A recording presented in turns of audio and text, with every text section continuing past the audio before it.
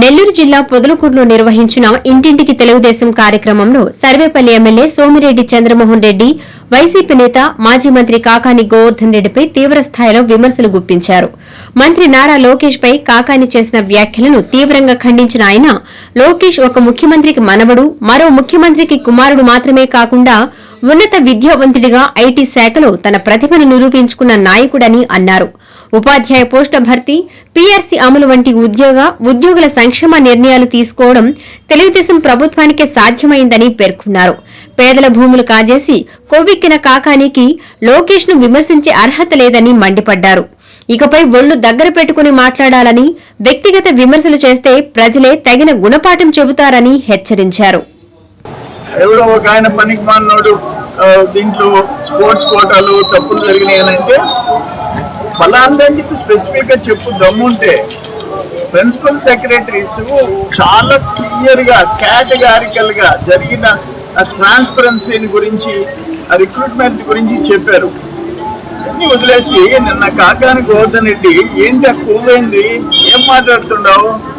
లోకేష్ బాబు నీ బతుక్కి, లోకేష్ బాబు బతుక్కి అమ్మా ఎంతలో మనగాడు మాట్లాడినాడు. ఒక కల్తీ బంద్యం చేసినోడు, ఒక నకిలీ పత్రాల్లో దొరికినోడు, ఒక కోర్టు ఫైల్స్ దొంగతనం చేసినోడు, పేదోళ్ళ భూములు కొట్టేసినాడు, ఆంధ్రపాటిలో ఎస్సీల భూములు కొట్టేసినాడు, సర్వేపల్లిలో గిరిజన భూములు కొట్టేసినాడు, మరుపూర్లో ఇన్కమ్ ట్యాక్స్ పేయీలకి కోట్ల రూపాయల ఆస్తులు నకిలీ బినామీలకి కట్టబెట్టినాడు, అల్లుడి పేరుతో భూములు కొట్టేసినోడు, 100 కోట్ల రూపాయల ఆస్తి కొట్టేసినోడు రెండో అల్లుడి పేరుతో. ఆయన నీ బతుకేంటో చింతామణిలో అడిగితే చెప్తారు, నీ బతుకేంటో తోడేరులో అడిగితే చెప్తారు. లోకేష్ బాబుని నీ బతుక్కి అని మాట్లాడతావా? కొవ్వు ఎక్కువైపోయింది.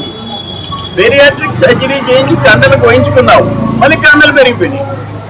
ఏం చేస్తాం? కొవ్వు ఎక్కువైపోతుంది. తిని ఊళ్ళోళ్ళ డబ్బు, పేదల డబ్బు తిని. లోకేష్ బాబు ఎన్టీఆర్ మనవడు, ఒక ముఖ్యమంత్రి మనవడు, ఒక ముఖ్యమంత్రి కొడుకు. ఏమనుకుంటావు లోకేష్ బాబు అంటే? నీ మాదిరిగా వైఎస్ జగన్మోహన్ రెడ్డి మేనత్తను పట్టుకొని డాక్టరేట్లు తీసుకున్నాడా, పిహెచ్డీలు తీసుకున్నాడా? కాదు, ఫారిన్ లో చదువుకున్నాడు, నాలెడ్జ్ ఉండేవాడు.